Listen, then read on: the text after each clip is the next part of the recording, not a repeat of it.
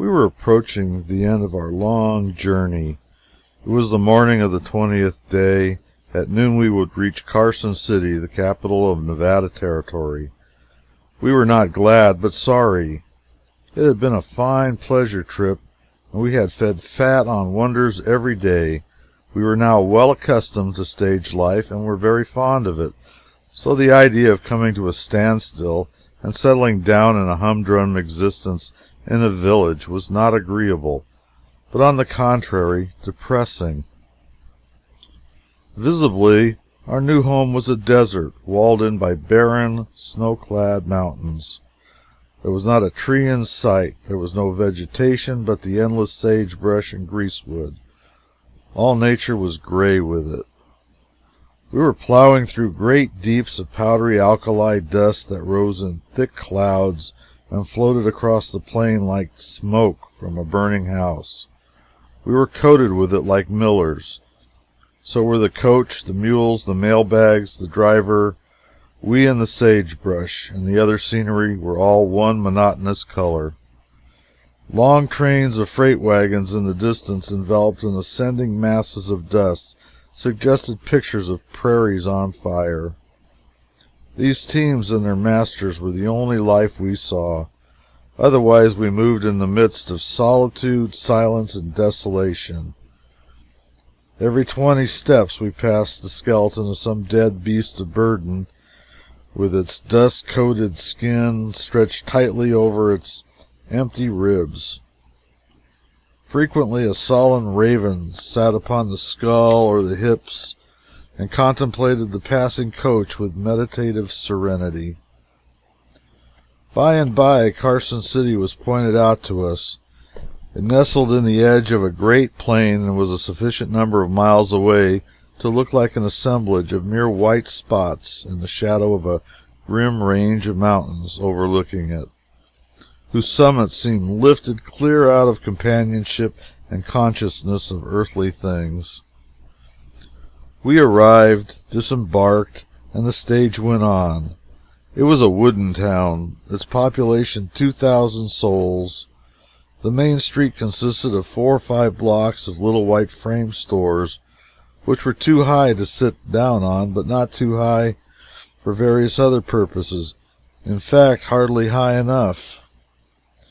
They were packed close together, side by side, as if room were scarce in that mighty plain. The sidewalk was of boards that were more or less loose and inclined to rattle when walked upon. In the middle of the town, opposite the stores, was the plaza, which is native to all towns beyond the Rocky Mountains, a large, unfenced, level vacancy with a liberty pole in it, and very useful as a place for public auctions, horse trades, and mass meetings, and likewise for teamsters to camp in.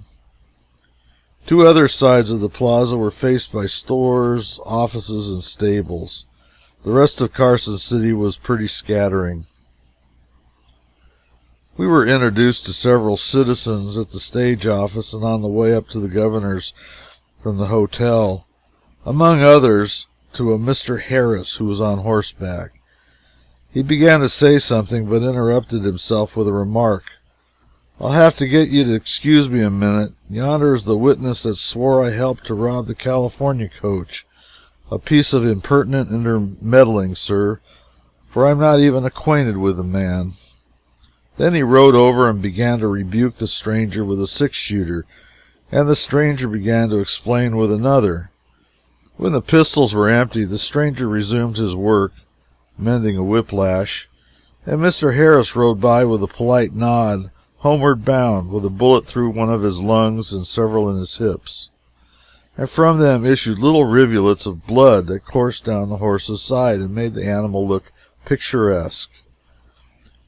I never saw Harris shoot a man after that, but it recalled to mind that first day in Carson. This was all we saw that day, for it was 2 o'clock now, and according to custom, the daily Washoe Zephyr set in.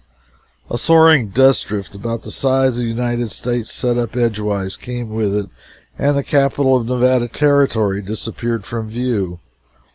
Still, there were sights to be seen which were not wholly uninteresting to newcomers.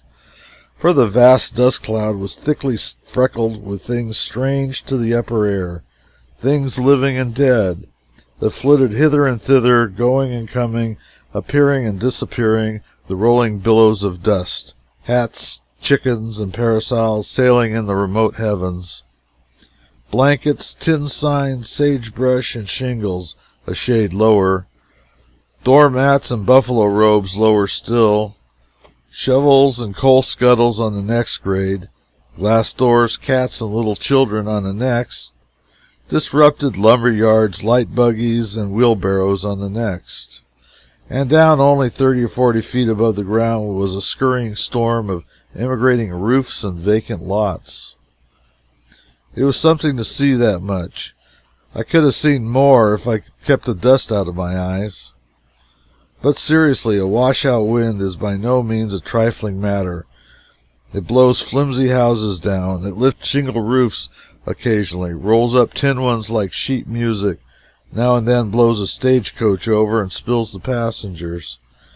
And tradition says the reason there are so many bald people there is that the wind blows the hair off their heads while they are looking skyward after their hats. Carson's streets seldom look inactive on summer afternoons because there are so many citizens skipping around their escaping hats, like chambermaids trying to head off a spider.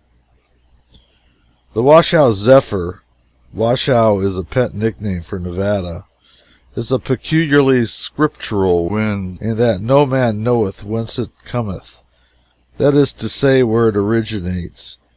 It comes right over the mountains from the west, but when one crosses the ridge, he does not find any of it on the other side. It probably is manufactured on the mountain top for the occasion, and starts from there. It is pretty regular wind in the summertime. Its office hours are from 2 in the afternoon till 2 the next morning, and anybody venturing abroad during those 12 hours needs to allow for the wind, or he will bring up a mile or two leeward of the point he is aiming at. And yet the first complaint a Washoe visitor to San Francisco makes is that the sea winds blow so there. There is a good deal of human nature in that. We found the state palace of the governor of Nevada Territory. It consists of a white-frame one-story house with 2 small rooms in it and a stanchion-supported shed in front for grandeur. It compelled the respect of the citizen and inspired the Indians with awe. The newly arrived chief and associate justices of the territory and other machinery of the government were domiciled with less splendor. They were boarding around privately and had their offices in their bedrooms. The secretary and I took quarters in the ranch of a worthy French lady by the name of Bridget O'Flanagan, a camp follower of His Excellency the Governor. She had known him in his prosperity as Commander-in-Chief of the Metropolitan Police of New York, and she would not desert him in his adversity as Governor of Nevada. Our room was on the lower floor, facing the plaza, and when we got our bed, a small table, 2 chairs, the government fireproof safe, and the unabridged dictionary into it, there was still room enough for a visitor, maybe 2, but not without straining the walls. But the walls could stand it, at least the partitions could, for they consisted simply of one thickness of white cotton domestic, stretched from corner to corner of the room. That was the rule in Carson. Any other kind of partition was the rare exception. And if you stood in a dark room and your neighbor in the next had lights, the shadows on your own canvas told queer secrets sometimes. Very often these partitions were made of old flour sacks basted together, and then the difference between the common herd and the aristocracy was that the common herd had unornamented sacks, while the walls of the aristocrat were overpowering with rudimental fresco, i.e., red and blue mill brands on the flour sacks. Occasionally, also, the better classes embellished their canvas by pasting pictures from Harper's Weekly on them. In many cases, too, the wealthy and the cultured rose to spittoons and other evidences of sumptuous and luxurious taste. We had a carpet and a genuine queensware wash bowl. Consequently, we were hated without reserve by the other tenants of the O'Flanagan Ranch. When we added a painted oilcloth window curtain, we simply took our lives into our own hands. To prevent bloodshed, I removed upstairs and took up quarters with the untitled plebeians in one of the 14 white pine cot bedsteads that stood in 2 long ranks in the one sole room, of which the second story consisted. It was a jolly company, the 14. They were principally voluntary camp followers of the governor, who had joined his retinue by their own election at New York and San Francisco, and came along feeling that in the scuffle for little territorial crumbs and offices they could not make their condition more precarious than it was, and might reasonably expect to make it better. They were popularly known as the Irish Brigade, though there were only 4 or 5 Irishmen among all the governor's retainers. His good-natured excellency was much annoyed at the gossip his henchmen created, especially when there arose a rumor that they were paid assassins of his, brought along to quietly reduce the Democratic vote when desirable. Mrs. O'Flanagan was boarding and lodging them at $10 a week apiece, and they were cheerfully giving their notes for it. They were perfectly satisfied, but Bridget presently found that the notes could not be discounted, but were a feeble constitution for a Carson boarding house. So she began to harry the governor to find employment for the brigade.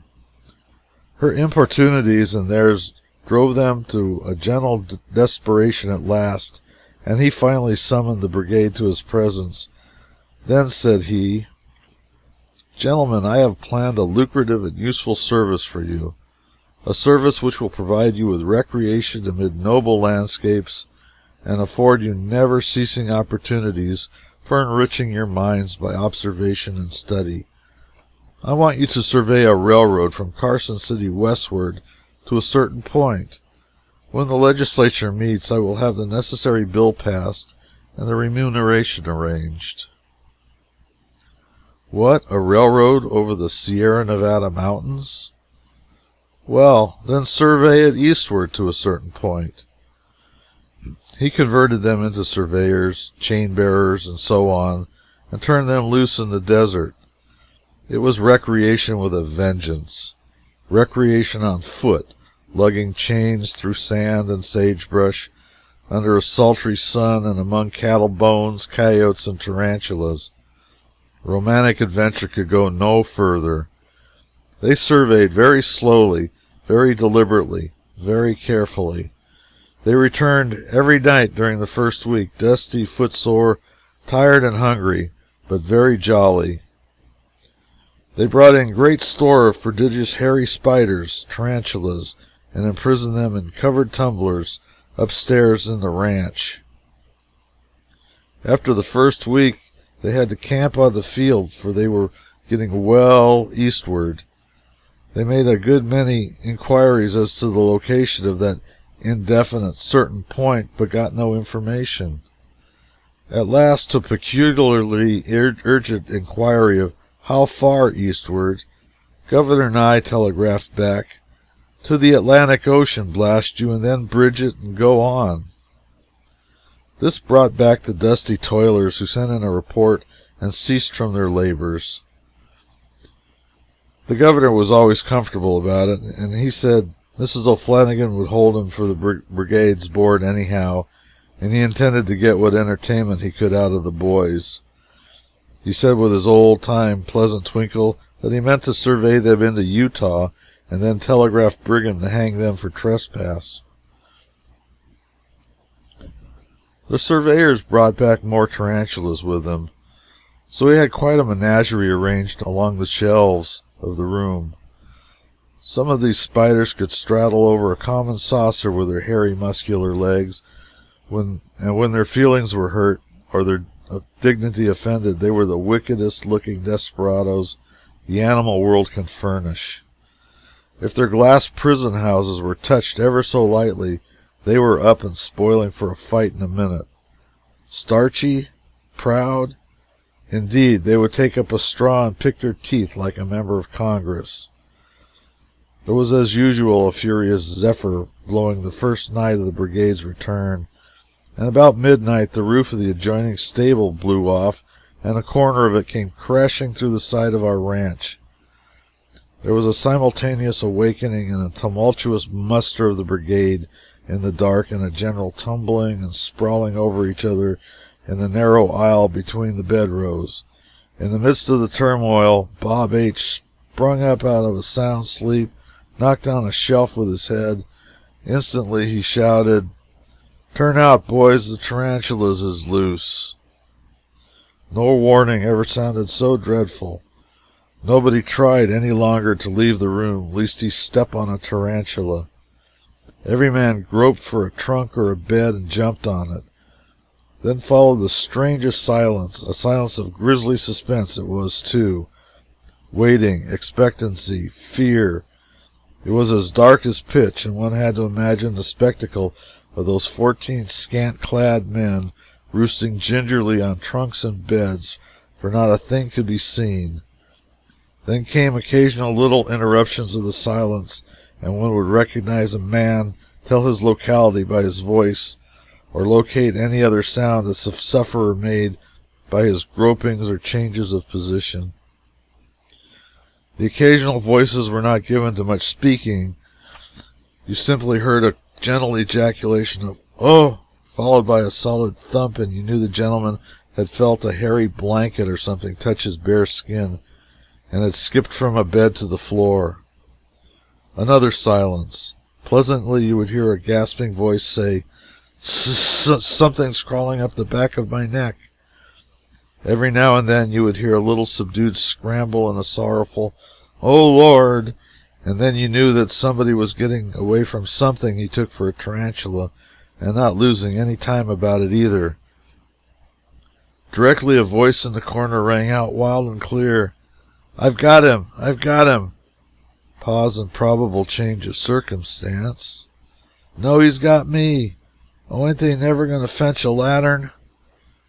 The lantern came in at that moment in the hands of Mrs. O'Flanagan, whose anxiety to know the amount of damage done by the assaulting roof had not prevented her waiting a judicious interval after getting out of bed and lighting up to see if the wind was down now upstairs or had a larger contract. The landscape presented when the lantern flashed into the room was picturesque, and might have been funny to some people, but not to us. Although we were perched so strangely upon boxes, trunks, and beds, and so strangely attired, too, we were too earnestly distressed and too genuinely miserable to see any fun about it, and there was not the semblance of a smile anywhere visible. I know I'm not capable of suffering more than I did during those few minutes of suspense in the dark, surrounded by those creeping, bloody-minded tarantulas. I had skipped from bed to bed and from box to box in a cold agony, and every time I touched anything that was furzy, I fancied I felt the fangs. I had rather go to war than live that episode over again. Nobody was hurt. The man who thought a tarantula had got him was mistaken. Only a crack in a box had caught his finger. Not one of those escaped tarantulas was ever seen again. There were 10 or 12 of them.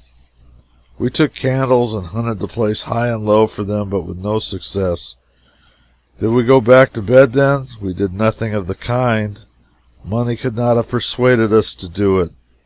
We sat up the rest of the night playing cribbage and keeping a sharp lookout for the enemy.